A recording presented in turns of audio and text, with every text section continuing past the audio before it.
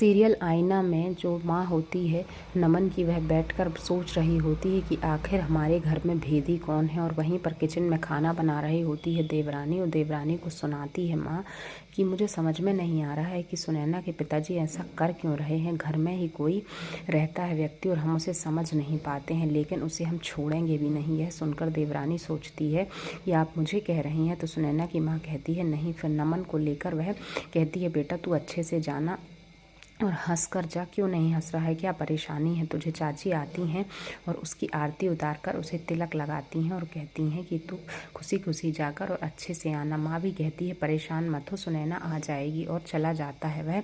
माँ कहती है मैं सुनैना के यहाँ से होकर आती हूँ। फिर सुनैना के घर आ जाने वाली होती है सुनैना की सास। चाचा और पिताजी बात कर रहे हैं, तभी सुनैना की सास आ जाती है बहुत सारे गिफ्ट्स लेकर और कहती है समधी जी नमस्कार, कहाँ है मेरी बहू। और पीछे सुनैना खड़ी हुई होती है और कहती है कि मैं सुनैना को लेने आई हूँ और मैं यहाँ से उसे लेकर ही जाऊँगी। उसके पिताजी कोई जवाब नहीं देते हैं और पास में जाती है सुनैना के उसकी सास और कहती है बेटा तू यहाँ आई है, अच्छी बात है, खुश रह।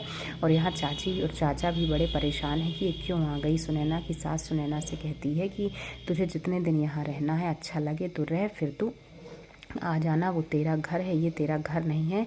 अब हम तेरे सब कुछ हैं। तेरे पिताजी ने तो तुझे विदा कर दिया है। तभी पिताजी चिल्लाते हैं कि सुनैना कहीं नहीं जाएगी, मैं अपनी बेटी को कहीं नहीं भेजूंगा चाहे कुछ हो जाए। यहाँ चाची और पंकजा खुसुर फुसुर कर रही हैं और पिताजी नहीं मानते ले जाने के लिए। सुनैना कहती है ठीक है सासू माँ, मैं आऊँगी। और सासू माँ उसे आशीर्वाद देकर जाने लगती हैं और कहती हैं कि एक दिन सुनैना हमारे घर ज़रूर आएगी। नमस्कार कर लेते हैं सासू माँ से सुनैना के पिताजी और सुनैना की सास वहाँ से चली जाती हैं।